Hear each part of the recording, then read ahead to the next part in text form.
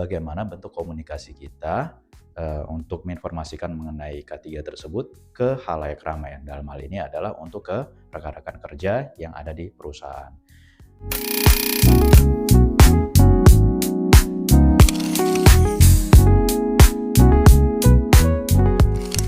Assalamualaikum warahmatullahi wabarakatuh. Salam sejahtera untuk kita semua.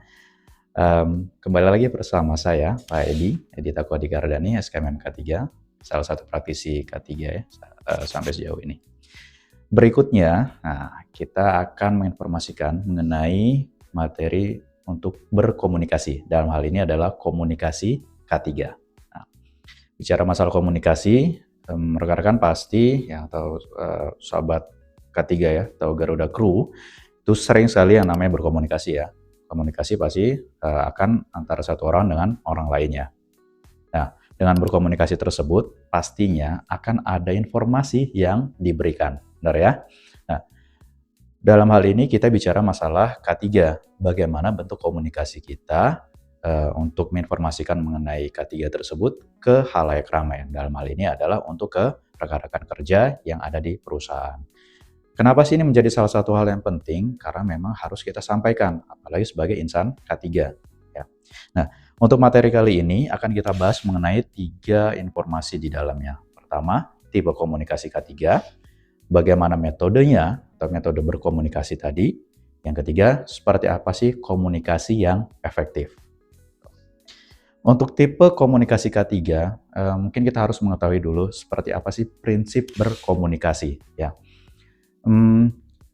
Akan ada minimal dua orang ya, dalam sebuah proses ya, ataupun pihak dan sebagainya, untuk berbagi informasi, mendapatkan informasi, dan mendapatkan pemahaman antara satu orang dengan orang lainnya, dan dia berinteraksi.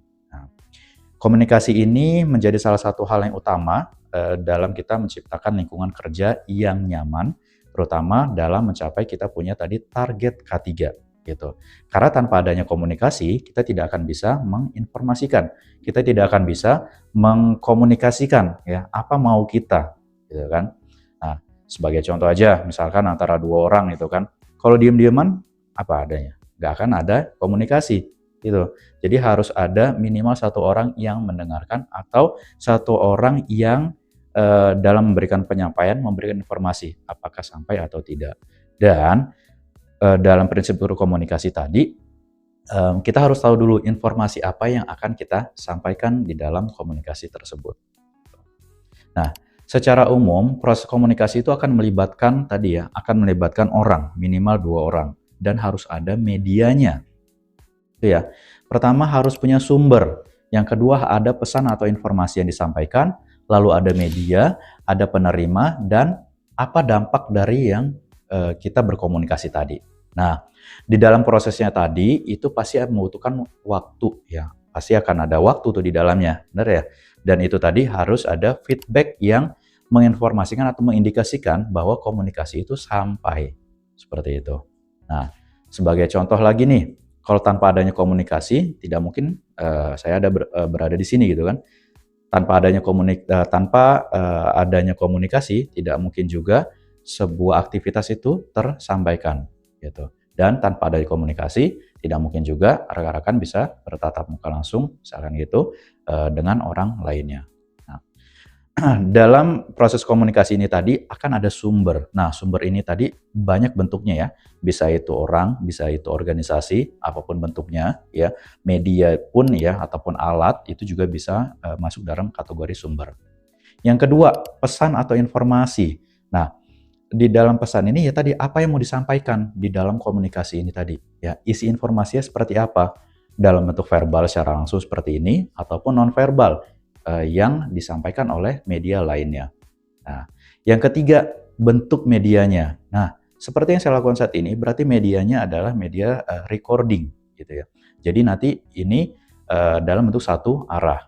Nah, tapi ada yang lainnya juga dalam bentuk training yang nanti memungkinkan untuk 2 arah. Nah, itu merupakan bentuk-bentuk dari media yang akan digunakan. Bisa tadi ya, bisa percakapan langsung, telepon, email, TV, dan sebagainya juga. Nah, selanjutnya, pasti akan ada yang namanya penerima, ya, atau receiver di sini. Receiver ini tadi, ya tadi, kalau misalnya antara dua orang, ya pastinya ada orang satu dan orang kedua. Orang kedua yang akan menerima informasi tersebut. Audien, siswa, lalu dari training ke trainer ke trainee-nya, lalu teman, komunitas, dan sebagainya. Maka itu disebut sebagai penerima. Nah, kembali lagi, dalam berkomunikasi pastikan ada dampak yang ditimbulkan. Mau seperti apa? Nah, seperti yang saya lakukan saat ini, ya, dampak yang kita berikan adalah agar orang-orang yang mendengar atau orang-orang yang melihat itu mendapatkan informasi secara menyeluruh terhadap informasi yang kita berikan atau materi-materi yang kita berikan, seperti itu. Nah, dampak yang disebutkan di sini itu bisa berupa pengetahuan, perubahan sikap, lalu perilaku, apakah dia nanti bisa berperilaku lebih baik ataupun dia nanti ya bahkan bisa sebaliknya, tergantung dari informasi yang diberikan. Nah, itulah bentuk proses komunikasi dalam sebuah bentuk komunikasi itu sendiri ya, atau informasi yang diberikan, seperti itu.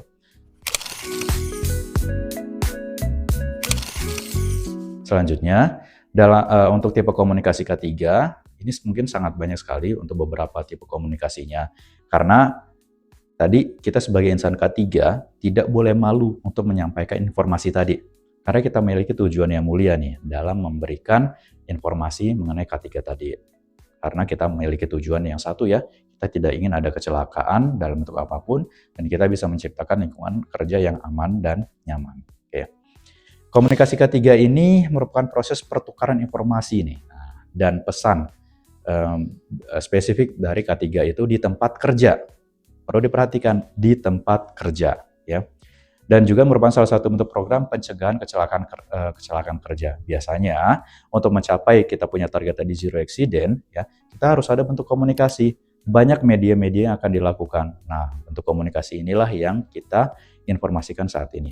Satu, bisa dalam bentuk informasi praktek keselamatan atau training langsung. Dua, dalam bentuk risk management. Ketiga, dalam bentuk langkah pencegahan. Dan dapat disampaikan, dijelaskan secara tepat sasaran.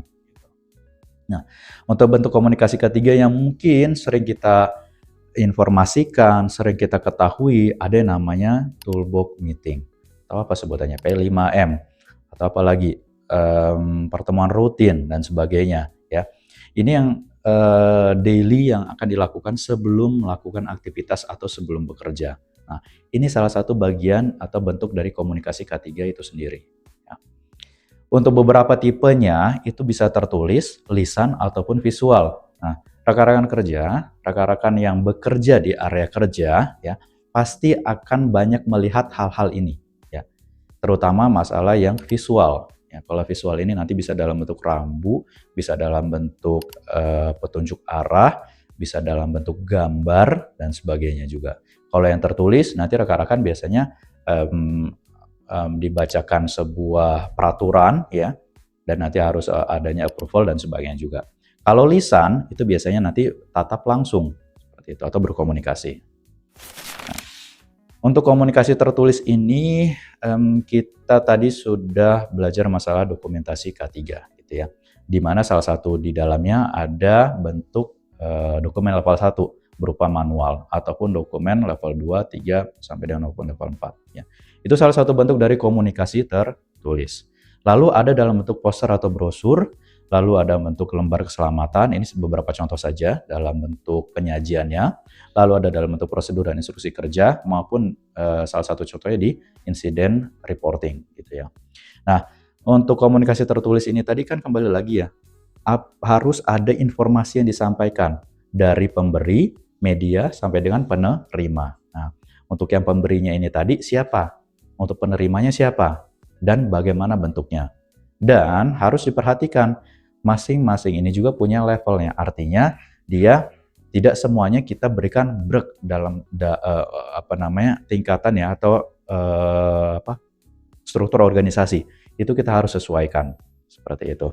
Jadi tidak semua kita bisa kasih yang namanya manual K3 ini tadi. Tapi mungkin ada bertahap sampai dari level A sampai level B atau C dan sebagainya.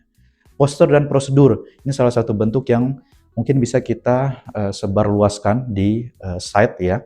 Jadi memang, dan ini juga bisa menjadi sebuah indikator ya, yang harus kita siapkan, misalkan dalam 1 bulan harus menyiapkan berapa poster, harus menyiapkan berapa brosur, seperti itu, yang harus disampaikan, minimal ditempel, dan harus dibaca dan diketahui. Lalu ada LDKS atau SDS ya, Safety Data Sheet di sini. Ini juga menginformasikan mengenai bahan kimia yang kita gunakan. Nah, sejauh apa sih bahan kimia ini bisa membahayakan? Itu semua nanti ada di SDS itu sendiri. Lalu ada juga prosedur dan instruksi kerja. Ini tadi masuk dalam kategori dokumentasi K3. Siapa saja yang harus mendapatkan prosedur tadi, siapa saja yang harus mengikuti instruksi kerja tersebut. Lalu ada insiden reporting. Biasanya, kembali lagi nih, adanya sebuah insiden itu harus dilaporkan dan harus didistribusikan. Kenapa? Karena ini harus menjadi hal yang lesson learned, ya, hal yang harus diwaspadai agar itu tidak terulang kembali. Nah, mengapa insiden reporting ini menjadi salah satu hal penting untuk diinformasikan juga. Selanjutnya, ini adalah bentuk manual K3 yang mungkin sebelumnya kita sudah coba uraikan ya, seperti itu. Di mana dia dokumen yang menyediakan panduan dan petunjuk langkah-langkah mengenai praktik keselamatan serta prosedur kerja. Perlu diketahui rekan-rekan sekalian, untuk manual K3 ini menjadi salah satu concern ketika rekan-rekan insan safety, insan K3 ya, baru mulai bekerja, itu perlu diperhatikan ya. Coba dicek terlebih dahulu dokumennya. Salah satunya adalah manual K3. Rekan-rekan boleh baca, rekan-rekan boleh ambil, lalu rekan-rekan boleh telusuri, baca sampai tuntas apa sih sebenarnya isi dari manual K3 yang ada di perusahaannya rekan-rekan sekalian. Karena biasanya di dalam manual ini nanti menginformasikan bahwa sejauh mana sih perusahaan ini komit terhadap requirement untuk K3 itu sendiri. Nah, salah satu contohnya manual K3 tadi yang kita bahas adalah manual mengenai PP 50 2012. Dan tergantung nanti berapa elemen yang berapa kriteria yang diambil. Apakah itu nanti 64 sampai dengan 166. Nah, ini nanti di dalamnya ada 12 elemen juga yang harus rekan-rekan baca. Di situ nanti akan turun kembali nih dari manual ini mengenai prosedur-prosedur yang digunakan seperti itu. Dan ini memang harus diketahui dari manual K3 tadi, seperti itu. Selanjutnya adalah dalam bentuk poster dan brosur K3. Ini tadi yang saya bilang, ya. Mungkin sebuah hal yang kecil ya untuk kita, cuma sekedar poster, sekedar brosur, sekedar baliho dan sebagainya juga. Tapi itu menjadi satu hal yang concern, satu hal yang penting. Kenapa? Karena dari sinilah kita memberikan informasi, memberikan sebuah awareness terhadap semua orang yang membaca poster tersebut, membaca banner tersebut, ya, membaca spanduk tersebut, gitu. Artinya apa? Semua kembali ke undang-undang tadi ya, Undang-Undang 13 2003 ataupun 170, di mana semua orang itu punya hak yang sama untuk mendapatkan K3-nya tadi, ya. Memiliki hak dan kewajiban sama untuk merasa nyaman, merasa aman ketika bekerja, terhindar dari segala macam bentuk kecelakaan dan sebagainya. Nah, poster, banner, brosur itu semua salah satu bentuk yang bisa kita siapkan, rekan-rekan. Karena ini secara visual ini bisa menggambarkan ya, dengan seseorang membaca dari materinya tadi, membaca kata-katanya, membuat dia mendapatkan informasi, oh ya, saya memang harus kerja dengan selamat. Oh ya, saya bekerja untuk keluarga saya, gitu kan. Masih ada anak-anak saya, ada istri di rumah yang menunggu, jadi saya harus bekerja dengan baik, bekerja tanpa adanya kecelakaan, gitu. Terus juga biasanya dalam banner, poster tersebut ya harus dalam penggunaan contohnya saja APD. APD yang layak adalah APD yang bisa digunakan dengan baik, misalnya seperti itu. Terus di dalam hal-hal yang kita sampaikan dalam poster dan brosur ini tidak hanya hal-hal yang positif. Artinya apa? Hal-hal yang negatif pun bisa menjadi positif gitu, untuk menjadi sebuah pengingat seperti itu. Jangan sampai ada misalkan contoh jari yang putus atau bagian badan yang putus gitu kan dalam kita bekerja. Nah, ini menjadi salah satu bentuk komunikasi tertulis ya yang bisa kita terapkan.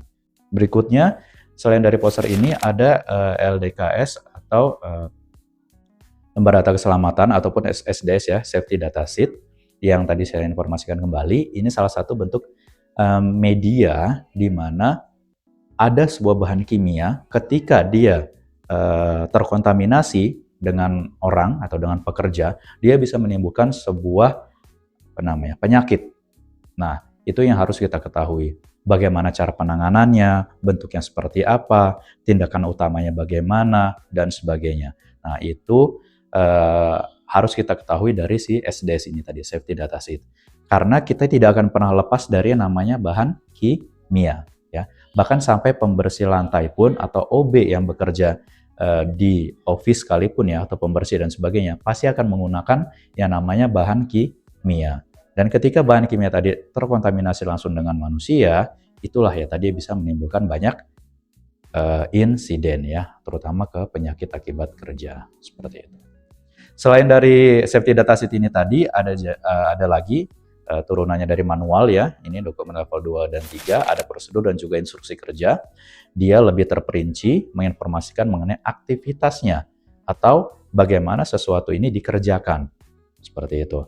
Dan ini kembali lagi, prosedur dan juga instruksi kerja, ini nanti spesifik terhadap orang yang dituju. Jadi memang tidak semua akan mendapat prosedur yang dimaksud tadi, gitu ya. Misalnya untuk operation ya berarti prosedur operation. Misalnya dia di safety ya berarti prosedurnya safety. Tapi ada juga beberapa prosedur yang memang beririsan, yang mana dia nanti bisa beririsan dari satu departemen dengan departemen lainnya. Berikutnya adalah insiden reporting yang tadi saya sebutkan di awal. Kenapa sih ini menjadi sebuah hal yang penting untuk dikomunikasikan? Tujuannya satu, agar tidak terulang kembali. Ya, yang namanya insiden reporting pasti kan ada yang namanya kerugian ya. Kerugian ini tadi banyak bentuknya, baik yang langsung ataupun tidak langsung ya. Nah, apalagi yang langsung yang benar-benar jelas terlihat. Nah, itu harus menjadi pengingat bahwa insiden reporting ini harapan terbesarnya tidak terulang kembali. Jadi diberikan awareness, dikasih tahu di awal ini loh kejadian kemarin. Bukan untuk mendiskreditkan, tapi menginformasikan bahwa insiden serupa tidak boleh terulang kembali. Itu tujuannya. Selain tadi komunikasi tertulis, ada juga bentuk komunikasi lainnya secara lisan atau verbal. Apa saja sih bentuk-bentuknya? Kita bisa lakukan dalam bentuk rapat atau briefing K3. Ini tadi saya bilang ya, TBM atau General TBM dan sebagainya. Training dan edukasi K3 seperti yang kita lakukan saat ini. Diskusi dan percakapan K3, perintah dan instruksi kerja tadi ya. Pertama bicara masalah rapat ataupun briefing K3. Ini yang rekan-rekan nanti akan sering temukan sebagai safety ranger ya ataupun Garuda Crew.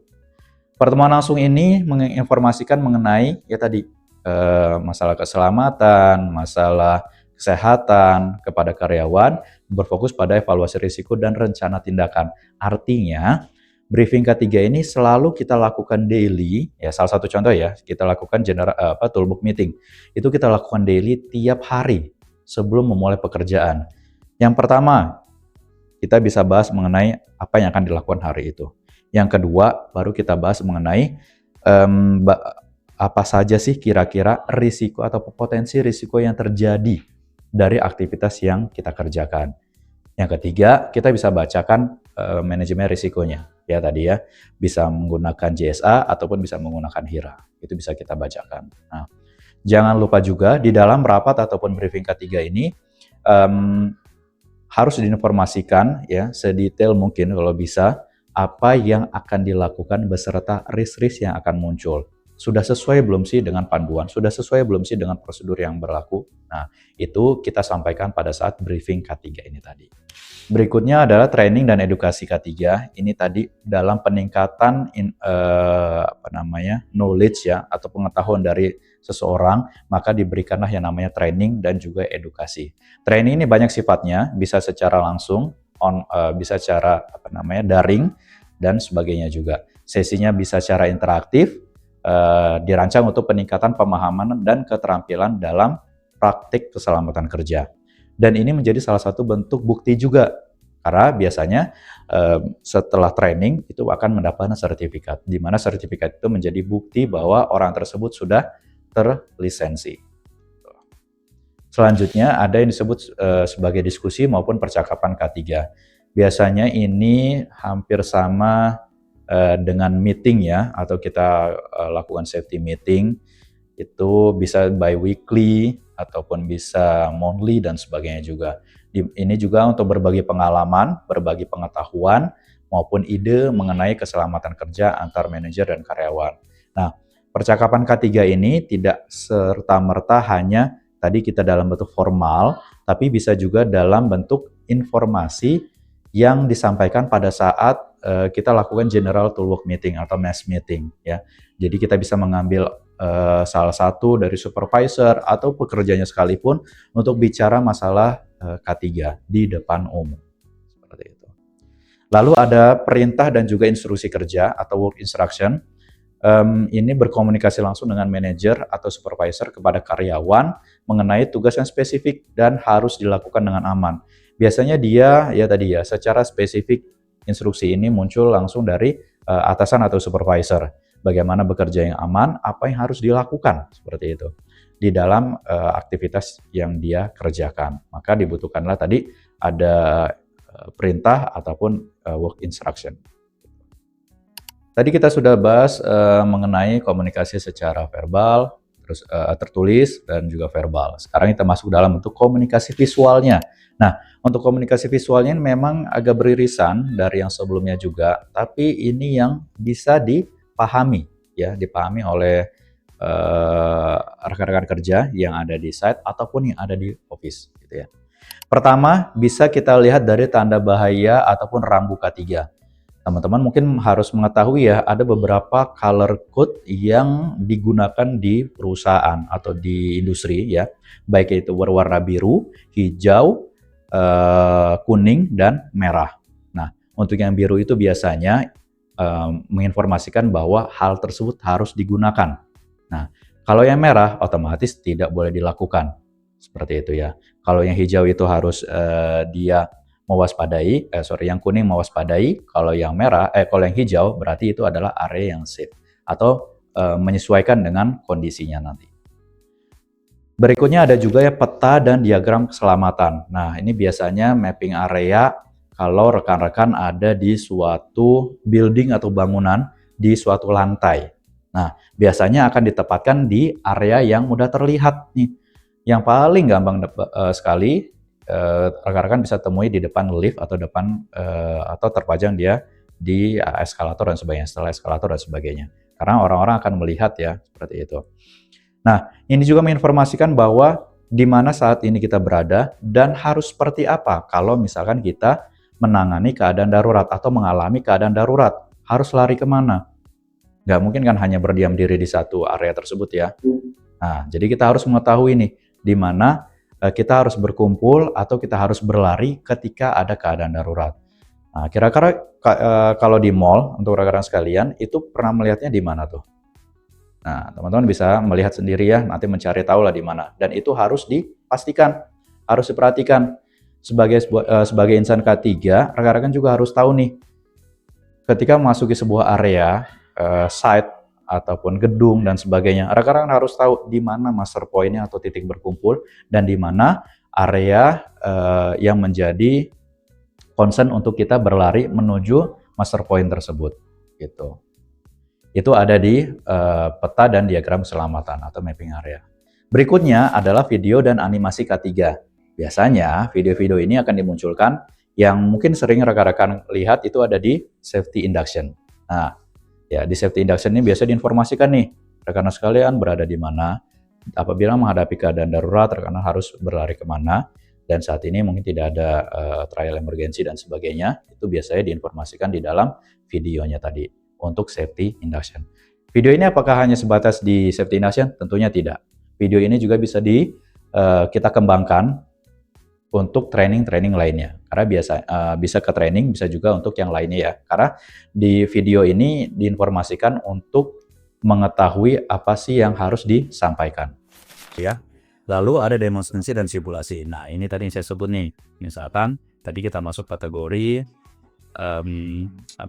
penggunaan atau mengikuti training Dagrat Plus D dan Dagrat Plus C, ataupun tadi sebagai first aider gitu ya.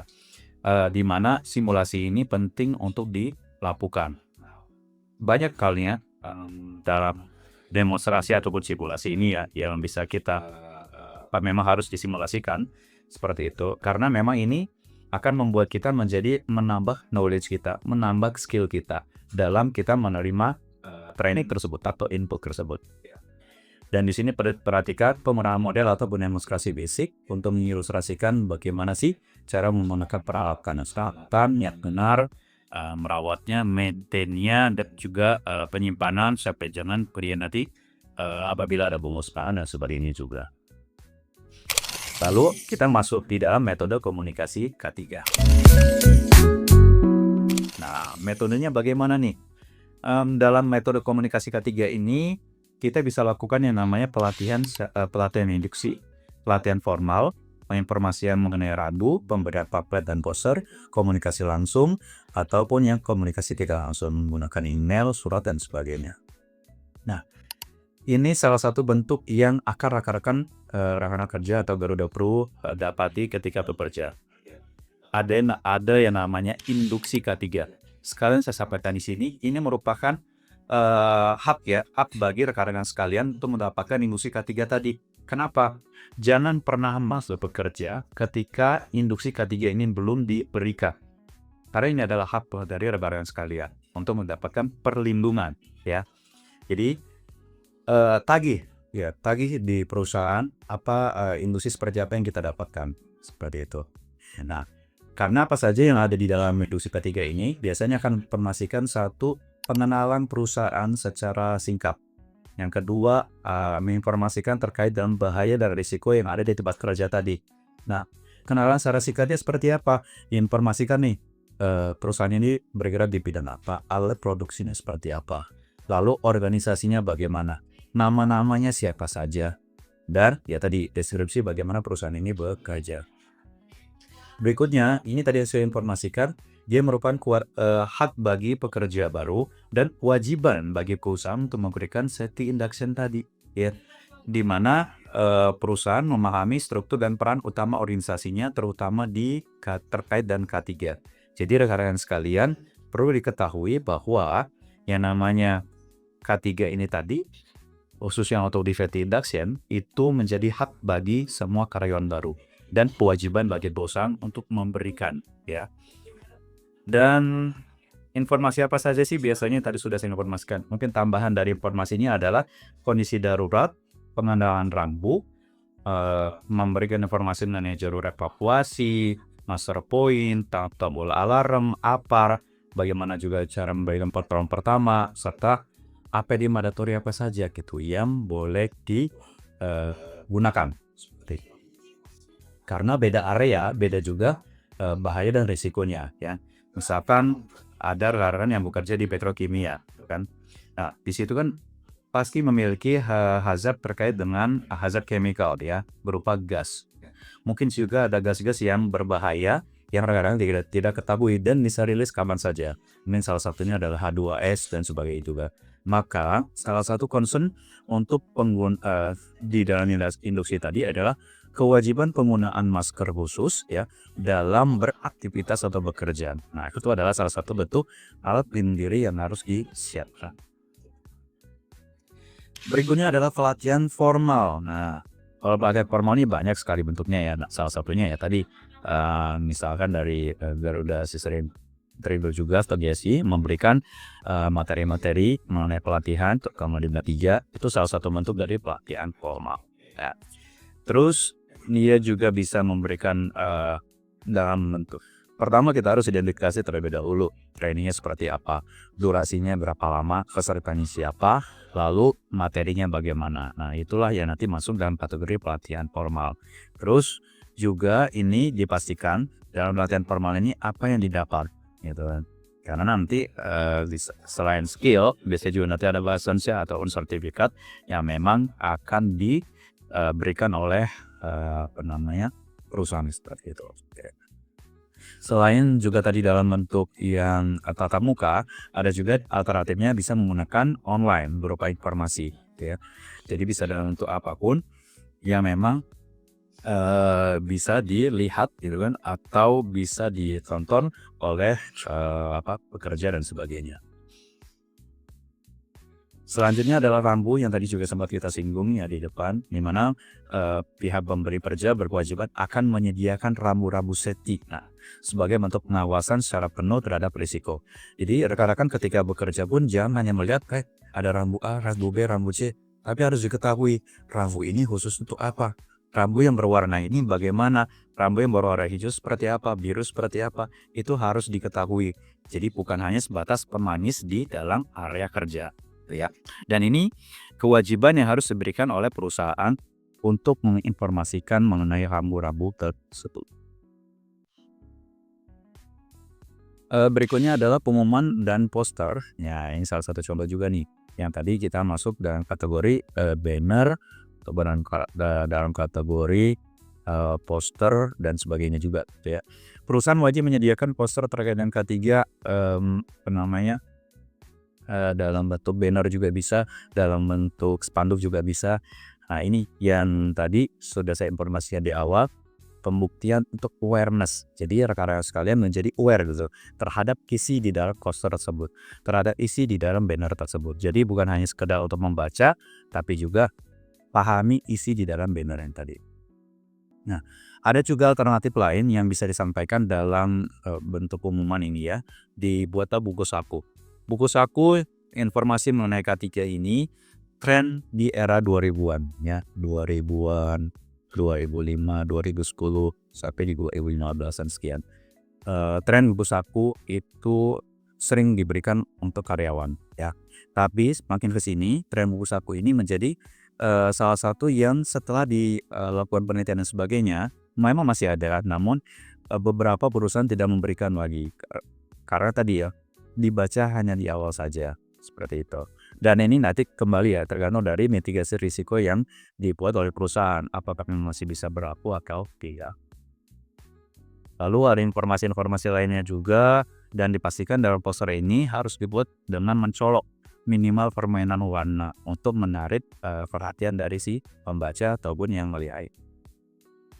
Dan menggunakan kata-kata yang lebih sedikit namun terpilih dengan baik. Yang tadi saya informasikan, baik itu poster, banner, spanduk, nah itu dibuat semenarik mungkin agar orang-orang yang membacanya menjadi lebih aware dan sadar akan keselamatan dirinya masing-masing. Terus ada juga informasi untuk yang tatap muka. Nah, tatap muka ini akan lebih spesifik ya dengan audiens. Nah, biasanya dengan tatap muka ini akan terjadi interaksi yang bisa menimbulkan pengetahuan itu bisa menambah ya. Jadi dengan adanya tatap muka membuat seseorang itu menjadi menambah informasinya atau supaya informasinya menjadi lebih bertambah dan skillnya pengetahuannya seperti itu. Karena adanya tatap muka berarti ada komunikasi secara dua arah. Nah, jangan ditanya mengapa karena ini akan memicu opini di mana ada sikap untuk defensif ya. Artinya seperti ini. Dalam memberikan tatap muka juga, pilihlah mungkin beberapa orang saja yang bisa memberikan gambaran atau yang bisa memberikan feedback yang sesuai. Dan pilihlah beberapa orang juga yang bisa berkomunikasi antara trainer dengan trainee-nya. Seperti itu. Jadi jangan sampai malah ketika tatap muka memberikan menyudutkan seperti itu ya dengan beberapa pertanyaan yang diajukan. Dan secara umum diulangi kembali untuk bahasanya agar bisa dipahami. Diawali seperti apa dan akhiri dengan ditutup ya seperti dengan memberikan kesimpulan dan sebagainya juga. Berikan juga atau tandai beberapa fakta atau informasi untuk memberikan gambaran kepada peserta ya. Dan juga bantu yang lain untuk tetap pada pemikirannya dengan mendengarkan pendapat serta penjelasan mereka yang diulangi kembali. Lalu ini tadi kalau misalkan sifatnya secara online ya. Jadi bisa dalam bentuk email, surat maupun sebagainya. Nah, yang ini tadi menjadi common saat ini. Jadi semua informasi dari pusat ataupun misalnya sesama dari site dan sebagainya itu diberikan menggunakan email. Nah, kalaupun surat itu biasanya datangnya dari pihak luar atau interested parties yang berkaitan dengan si perusahaan tadi. Nah, email ini tadi menjadi metode untuk mengkomunikasikan informasi dalam sebuah organisasi. Dan ini sangat penting sekali. Rekan-rekan juga diwajibkan untuk mengetahui dan akan diberikan akun misalnya oleh perusahaan terhadap akun perusahaan untuk di emailnya tadi. Untuk metode berkomunikasi. Seperti itu. Nah, yang harus diwaspadai di sini adalah email ini tidak terbaca karena banyak dan menumpuk. Jadi rekan-rekan tetap harus sigap dan harus tetap melihat ya email tersebut. Karena tadi kembali lagi, ini adalah bentuk komunikasi. Komunikasi dari mana? Biasanya dari pusat ya, dari WHO sampai ke site seperti itu ataupun yang di site sendiri. Terus ada juga misalkan di sini penggunaan surat atau memo yang langsung diantar orang dan sebagainya. Memang secara informasi ini langsung berkaitan dengan siapa yang dituju. Namun perlu diwaspadai juga bahwa surat ini tadi ditujukan ke orang yang tepat. Jadi bukan dititipkan. Nah, itu mungkin yang harus diwaspadai ya. Dan kita harus mengetahui juga nih, bagaimana sih kira-kira komunikasi yang efektif, komunikasi yang bisa kita sampaikan ke pekerja atau para orang di sekitar kita dan sesuai dengan apa yang kita mau, sesuai dengan apa yang kita informasikan. Mungkin rekan-rekan sering melihat ya dari di era 90-an mungkin sampai dengan 2000-an juga, itu ada sebuah kuis ya, yang namanya kuis komunikatak. Sekalian mungkin pernah mendengar itu. Nah, bagaimana sih bentuk komunikasi yang disampaikan? Ini dari orang yang berjejer dari satu dengan yang lainnya sampai ke titik yang terakhir itu saja tidak sesuai gitu kan. Apalagi kita memberikan informasi ke banyak orang. Nah, tentunya kita harus memikirkan dan kita harus memitigasi nih risiko tersebut harus tersampaikan sesuai atau tidak nih komunikasi yang kita berikan. Jadi sebagai salah satu contoh ini harus kita berikan dalam komunikasi efektif untuk K3C. Oke. Dalam penerapan komunikasinya tadi, kita harus tentukan dulu tujuannya. Ini saya informasikan tadi. Harus tepat sasaran, tujuan dan siapa audiensnya. Ya. Tetapkan tujuan komunikasi. Kita identifikasi secara jelas nih, apa yang dicapai melalui komunikasi tersebut. Ya. Jadi, mau ngapain sih informasi apa yang kita sampaikan. Nah, kita harus tentukan tujuannya. Oh, saya mau meningkatkan kesadaran untuk risikonya. Saya ingin menginstruksikan mengenai tindakan keselamatan. Saya ingin menginstruksikan bahwa kalau misalnya ada insiden sebagainya ya harus dilaporkan. Nah, dari itu kita tentukan tujuan komunikasinya. Media apa lalu yang harus kita siapkan dengan tujuan tersebut. Nah, salah satu contoh pelaporan insiden. Apa yang harus media kita siapkan?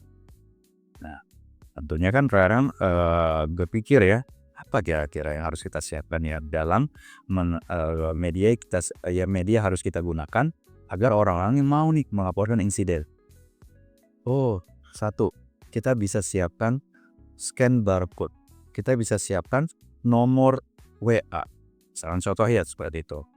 Di mana orang-orang itu terjaga kerahasiaannya. Dalam satu contoh saja ya, dalam pelaporan insiden seperti itu. Nah, di situ kan berarti sudah cukup jelas. Kita tahu apa tujuan komunikasi kita. Nah, berikutnya apa lagi? Identifikasikan audiensnya. Siapa targetnya ini? Pahami siapa yang ingin dijangkau oleh sang ketiga tadi. Apakah semua karyawan di semua tingkatan, terus kontraktor, ataupun hanya pengunjung di tempat kerja. Pastinya ini akan berbeda. Nah, sama seperti tadi. Saya ingin orang-orang ini berpartisipasi nih dalam laporan insiden atau dalam pelaporan adanya tindakan tidak aman ataupun kondisi tidak aman. Maka target saya siapa ya? Oh, audiensnya adalah semua orang, semua pekerja, semua karyawan. Oke, berarti apa yang harus saya siapkan? Media apa yang harus saya gunakan? Nah, tadi salah satu contohnya. Saya bisa tempel beberapa barcode gitu kan di area-area yang memang mudah dilihat, mudah dijangkau. Saya bisa tempelkan nomor WhatsApp yang bisa diakses oleh orang-orang ya tanpa kita harus menginformasikan siapa orangnya menyampaikan. Nah, paling tidak itu sudah bisa tersampaikan salah satu contohnya. Dan barulah nomor 3 ini tadi yang tadi saya sampaikan nih, pilih jenis komunikasinya. Berdasarkan tujuan dan audiens, pilih jenis komunikasi yang sesuai, apakah itu harus verbal, apakah itu tertulis, ataukah itu visual. Dalam contoh yang tadi saya sampaikan, itu bisa kita lakukan secara visual. Karena kalau misalnya kita verbal, kita akan mengingatkan terus-menerus. Kalau kita buat tertulis, itu akan pasti tergantikan. Tapi kalau secara visual, itu bisa kita tempel, bisa kita pastikan barcode tadi atau nomor yang kita sampaikan tadi itu bisa tersampaikan dan jelas. Oke ya. Selanjutnya, buat pesan yang efektif. Nah, ini tadi. 1. Sampaikan pesan yang jelas dan ringkas. Kalau misalnya menyampaikan sebuah misalkan prosedur, menyampaikan banner, terus juga poster, itu jangan panjang-panjang, jangan sampai berparagraf-paragraf, ya. Karena orang tidak akan membaca itu sampai selesai, ya. Kecuali rekan-rekan sampaikan itu di dalam grup WhatsApp. Nah, sampaikan pesan yang jelas dan ringkas, gunakan bahasa yang mudah dipahami. Ya kalau misalkan kita tinggalnya di Indonesia, ya nggak masalah kita pakai bahasa Indonesia aja, gitu ya. Kalau misalnya memang kita bekerjanya dengan ekspatriat dan sebagainya, ya berarti harus ada bilingual. Gunakan bahasa yang sesuai dengan audiens. Nah, ini menyambung nih yang dari sebelumnya, dari pesan yang jelas dan ringkas, gitu ya.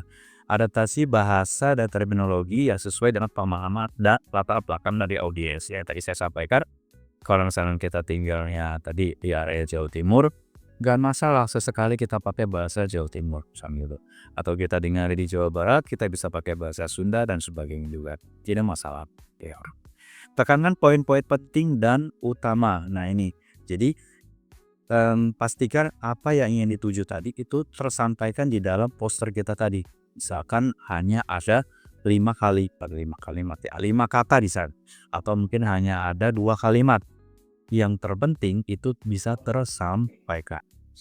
Oke, selanjutnya adalah evaluasi. Nah, dalam evaluasi tadi ada 3 poin. Yang pertama kita bicara masalah bagaimana mengetahui efektivitas dari komunikasi ketiga. Berikutnya, kita masuk di dalam identifikasikan nih area yang perlu diperbaiki. Nah, itu ada apa saja? Pertama kita analisis dulu hasil evaluasi dengan area yang diidentifikasi ya, komunikasi K3 apakah efektif ataupun kurang optimal. Nah, itu kita harus perbaiki. Untuk area yang identifikasi ini juga kita harus cek nih, siapa sih kira-kira yang perlu diidentifikasi tadi atau yang perlu diperbaiki. Ya, apakah itu orangnya, apakah itu informasinya, ataupun areanya, seperti itu, ataupun yang penerimanya. Selain itu juga kita harus kumpulkan data mengenai kejadian seperti contoh untuk insiden ataupun adanya beberapa temuan, unsafe condition atau action yang terkait dengan komunikasi tadi ya, yang harus kita evaluasi.